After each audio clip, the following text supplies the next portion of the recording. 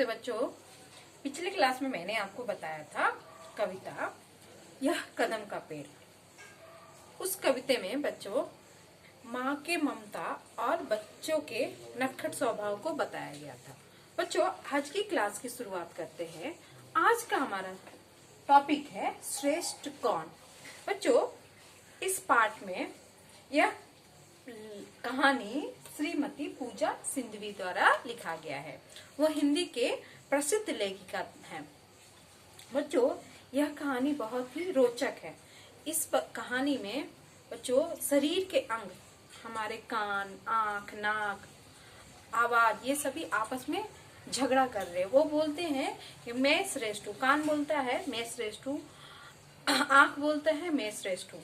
बच्चों ये सभी आपस में झगड़ा करते हैं और यह निर्णय नहीं कर पाते हैं कि कौन सबसे श्रेष्ठ है। इस बात का निर्णय करने के लिए बच्चों वो भगवान के पास जाते हैं। भगवान बोलते हैं ठीक है मैं आपको बताता हूँ कौन श्रेष्ठ है। इसके लिए उन्होंने कुछ सुझाव दिए जानने के लिए। आइए हम इस पाठ को पढ़ते हैं। आइए बच्चों मेरे साथ ये पाठ को पढ़िए। श्रेष्ठ कौन, यह श्रीमती पूजा सिंधवी द्वारा लिखा गया है। शरीर निष्क्रिय पड़ा था, इंद्रियों को भी कुछ काम काज नहीं था, प्राण और मन भी बैठे आराम कर रहे थे। ऐसे में समय बिताने के लिए वाणी, चक्षु और श्रवण में गप गोष्ठी होने लगी। प्राण और मन भी दूर बैठे बैठे बातें सुनने लगे। बात ही बात में बात बढ़ गई। वाणी ने चक्षु से कहा मैं तुझसे श्रेष्ठ हूँ। चक्षु ने कहा जा जा, बड़ी श्रेष्ठ बनने वाली आई, श्रेष्ठ तो मैं ही हूँ। श्रवण ने कहा अरे आपको एक दूसरे की बात भी ना सुनाई पड़े, इसलिए आप दोनों से श्रेष्ठ तो मैं हूँ। तुम दूर बैठे मन ने कहा तुम लोग व्यर्थ ही झगड़ते हो, तुम सब तो साधन मात्र हो, वास्तव में सबसे श्रेष्ठ तो मैं हूँ। प्राण ने मन को टोकते हुए कहा मन यदि ये सब साधन है तो तू क्या है, तू साध्य कब से हो गया। मन ने प्राण से कहा तो क्या तू हम सबसे श्रेष्ठ है। प्राण ने कहा मैंने ऐसा तो कहा नहीं। देखते ही देखते झगड़ा बहुत बढ़ गया। कोई भी अपने को कम मानने के लिए तैयार नहीं था। अंततः वे सब मिलकर निर्णय करवाने के लिए भगवान के पास पहुँचे और बोले हे प्रजापति आप यह निर्णय कर दीजिए कि हम पांचों में सबसे श्रेष्ठ कौन है। भगवान यह सुनकर मुस्कुराए, बोले इतनी सी बात के लिए इतनी दूर आने की क्या आवश्यकता थी। इसका निर्णय तो तुम लोग आपस में ही कर सकते थे, लेकिन हमें निर्णय करना नहीं आता, इसलिए तो आपके पास आए हैं। निर्णय करने की विधि मैं तुम्हें बता देता हूँ। सुनो श्रेष्ठ वह होता है जिसके बिना काम न चले। अब तुम लोग जाओ और अपने स्वयं परीक्षा करके निर्णय कर लो। भगवान ने कहा।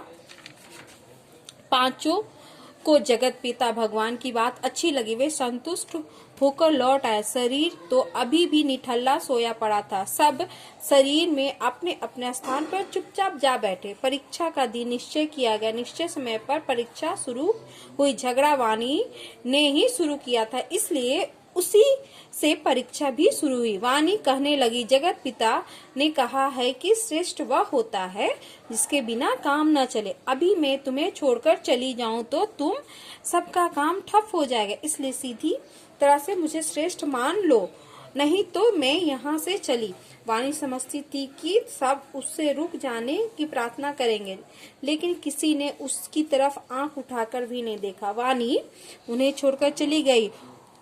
उनसे सोचा एक दो दिन में सबके दिमाग ठिकाने आ जाएंगे, दौड़े दौड़े उसे मनाने के लिए आएंगे। लेकिन एक महीना बीत गया, कोई भी मनाने नहीं आया। वाणी ने सोचा चलकर देखना चाहिए कि उन लोगों के क्या हाल हैं। बेचारों की दुर्गति हो रही होगी, लेकिन यह क्या। वाणी ने देखा चारों आनंदमय है। चारों ऐसे बैठे थे जैसे मौन लिए मुनि बैठे हो। जो काम वह किया करती थी वे संकेत से ही हो रहे थे। उनसे आते ही उनसे उसके आते ही उनसे पूछा, कैसे हो, कैसी कटी मेरे बिना? बहुत अच्छी तरह रहे, खूब अच्छी कटी। इस समझ में आ गया कि सब झगड़ों की जड़ तू ही है। वाणी यह सुनकर चुप हो गई, चुपचाप अपनी जगह पर जा बैठी। इसके बाद चच्चू ने खड़े होकर कहना शुरू किया, आपको जो कुछ दिखाई देता है सब मेरी वजह से। यह जगत अच्छा लगता है तो मेरी वजह से। वाणी के बिना तो काम चल सकता है, पर मेरे बिना नहीं। मेरे महत्व को समझकर ही विधाता ने जीभ दो तो एक दी, पर चच्चू दो दिए। इतना जानकर भी यदि आप मेरी श्रेष्ठता स्वीकार नहीं करते तो मैं आपको छोड़कर अभी चला जाऊंगा। वाणी तो चिड़ी हुई बैठी थी, उससे नहीं रहा गया। उसने कहा, जाना है तो जाओ, तुझे रोकता कौन है? चिढ़कर चच्चू अपना महत्व जताने के लिए चल दिया। उसने सोचा, कुछ दिन अंधेरे में ठोकर खाएंगे तो झक मारकर मुझे मनाने आ जाएंगे। लेकिन यह क्या, 2 महीने बीत गए और कोई भी चच्चू को बुलाने नहीं आया। हार कर चच्चू को ही लौटना पड़ा। उसने देखा कि वे लोग खूब मजे से रह रहे हैं और आंख का सब काम कान से ले रहे।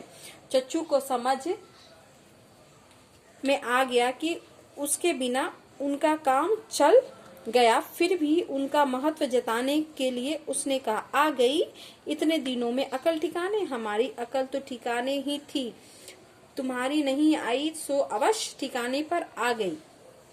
बड़ी शांति मिली, बड़ा आराम मिला हमें तो वैसा ही जैसा जीवधारियों को रात में मिलता है। यह सुनकर चच्चू भी चुपचाप यथास्थान जा बैठा। अब श्रवण की बारी थी। उसने खड़े होकर कहा, भगवान ने चच्चू 2 दिए तो कान भी 2 दिए। जब चच्चू चले जाए तब आपने मेरी मदद से काम चलाना, यह वास्तविकता। इसलिए मेरी श्रेष्ठता स्वीकार कर लीजिए, इसी में आपका भला है। नहीं तो मैं अब चला। जाइए, आप भी शौक से जाइए। वाणी और चच्चू ने कहा। 4-6 महीने तक जब किसी ने श्रवण की सूध ना ली तो वह ही थक हार कर स्वयं लौट आया। उसने देखा कि उसकी कमी किसी को नहीं खटकती। उसे आया हुआ देखकर किसी ने उसे आइए भी नहीं कहा। वह भी चुपचाप यथास्थान जा बैठा। अब मन की बारी थी। मन ने कहा, भाइयों और बहनों, अपने मुंह से अपनी बड़ाई शोभा नहीं देती। बिना कुछ कहे मैं आप लोगों को छोड़कर जा रही हूँ। मैं जानता हूँ कि आप लोग मेरे बिना नहीं रह सकते। इतनी भूल समझ में आते ही आप मुझे बुला लीजिएगा, व्यर्थ कष्ट न उठाइए। जो परीक्षा दे चुके थे वे एक साथ बोल उठे, धन्यवाद, आप हमारी चिंता ना किए बिना जाना हो निश्चित होकर चले आइए। मुंह फुलाए मन चला गया। दिन, सप्ताह, पक्ष और महीने बीतने लगे, कोई भी उसे बुलाने नहीं आया। आखिर वह स्वयं ही इठलाता हुआ लौट आया। देखता है कि वे चारों ओर उसी आनंद से हिलमिल कर खेल रहे हैं जिस आनंद से उन्हें नन्हे मुन्ने खेला करते थे। ना कोई चिंता, न भय, न शौक। यह समझदार था, बिना कुछ पूछे अपने स्थान पर जा बैठा। जब प्राण की बारी थी, अब प्रारंभ से धीरे, गंभीर और मौन भाई का होता है। मौन था, उसका बर्ताव वैसा ही था जैसे छोटे बहन भाइयों के साथ बड़े भाई का होता है। वह न तो स्पर्धा के लिए तैयार हुआ और न कुछ बोला। यह देखकर चारों ने उसे उकसाना शुरू किया। प्राण ने कहा, भाई अब जाने भी दो, झगड़े से क्या लाभ है। मैं अपने आप को श्रेष्ठ कहलाना भी नहीं चाहता। सब ने कहा, नहीं, ऐसे नहीं चलेगा, आपको भी श्रेष्ठता का प्रमाण देना होगा। अच्छा तो ये लो प्रमाण। यह कहते हुए प्राण जाने के लिए तैयार हुआ। अभी वह खड़ा ही हुआ था कि वाणी लुप्त होने लगी। आंखों में अंधेरा छा गया, कान बहरे हो गए और मन तो डामाडोल हो गया। सब एक साथ चीख उठे, बस बस, हम मान गए, आप हम सब में श्रेष्ठ हो। कृपया आप हमें छोड़कर मत जाइए। बच्चों, हमसे इससे हमें यह सीख मिलती है कि संसार में कोई भी परिपूर्ण नहीं है। मतलब सभी को एक दूसरे की जरूरत होती है, सभी अपने अपने जगह पे महत्वपूर्ण है। हमें इसके लिए घमंड नहीं करना चाहिए।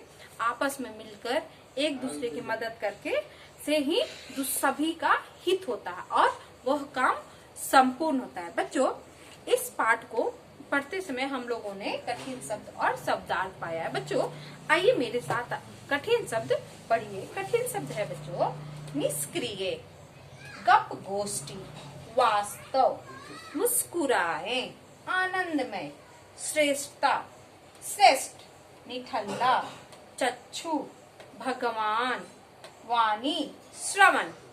इसमें शब्दार्थ है बच्चों, मैं आपको पढ़कर बताती हूँ। शब्दार्थ है इंद्रिय। इंद्रियों का मतलब होता है बच्चों शरीर का अंग। जैसे हम लोगों ने कहानी में पढ़ा, श्रवण, वाणी, चक्षु, ये सभी हमारे शरीर के अंग है।